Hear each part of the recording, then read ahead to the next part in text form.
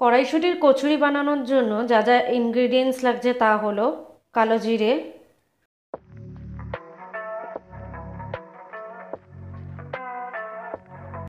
স্বাদ মতো নুন,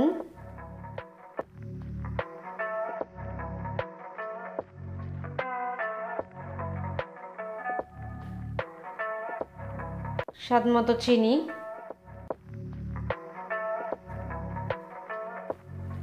ভাজা মশলা,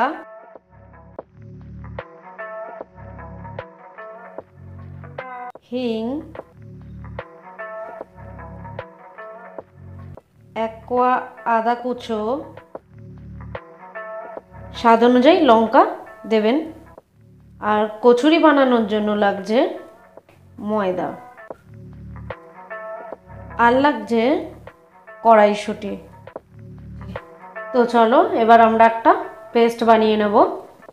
মিক্সার গ্রাইন্ডার নিয়ে নিয়েছি।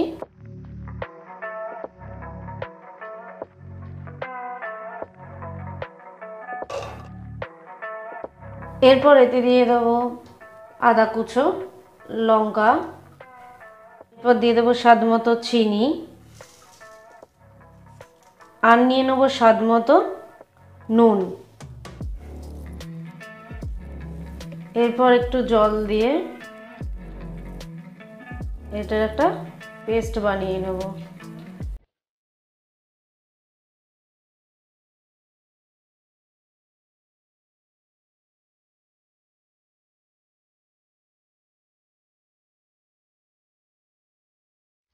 এরপর আমি ময়দাটা মেখে নেব।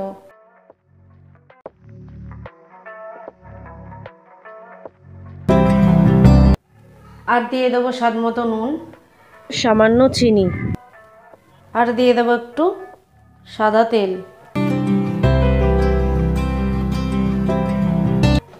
এবার আমি পুরো ময়দাটাকে হালকা গরম জল দিয়ে মেখে নেব।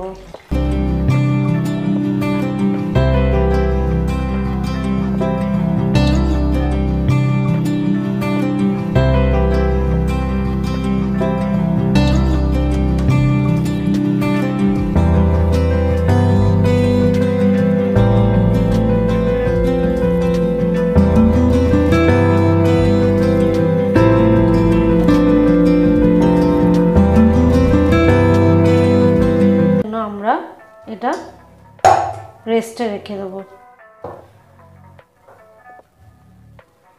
এর উপরে একটু সাদা তেল দিয়ে দেবো।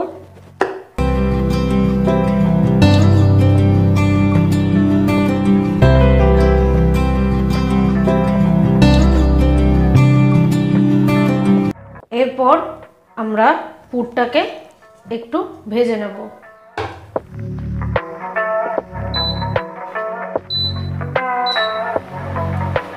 পুরটা ভাজার জন্য একটু দিয়ে দেবো তেল।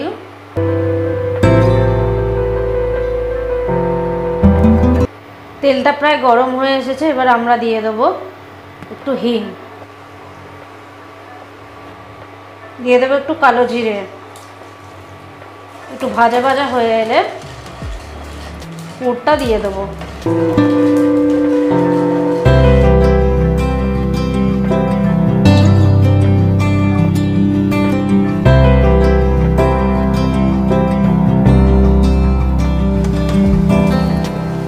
নেড়েই যেতে হবে, কারণ লেগে যাওয়ার চান্সেসটা একটু বেশি থাকে, তাই একটু নেড়ে যেতে হবে।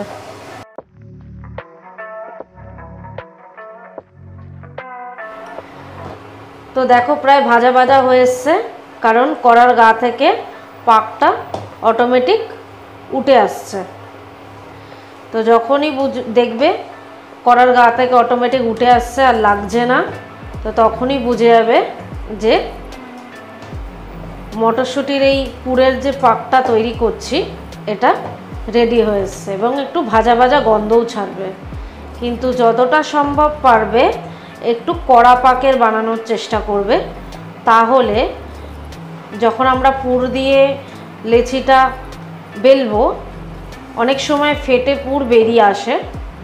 তো কড়া পাক হলে লেচি থেকে ফেটে বেরিয়ে আসবে না মটরশুঁটির এই পাকটা। যে পাকটা রেডি করলাম সেই পাকটা নামিয়ে ফেলেছি। আর এইভাবে থালায় চারিদিকে ছড়িয়ে ঠান্ডা করতে দিয়ে দিয়েছি। 30 মিনিট হয়ে গেছে, আর একটু মেখে নেব আমি।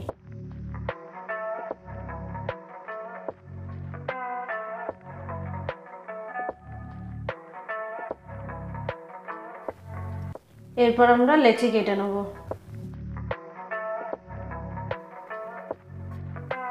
পুরটা ঠান্ডা হয়ে গেছে, এরপর আমরা লেচিটা দিয়ে পুরটা ভরে নেব। তো কিভাবে ভরবো আমরা দেখিয়ে দিচ্ছি।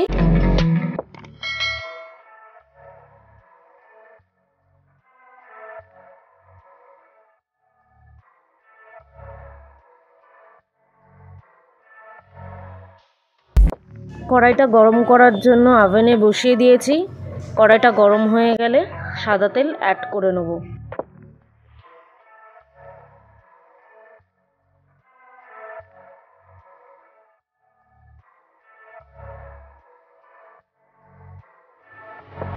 তেলটা প্রায় গরম হয়ে এসছে, আমি এক এক করে কড়াইশুঁটির কচুরি যেটা বানাবো কচুরিগুলো ভেজে নেব।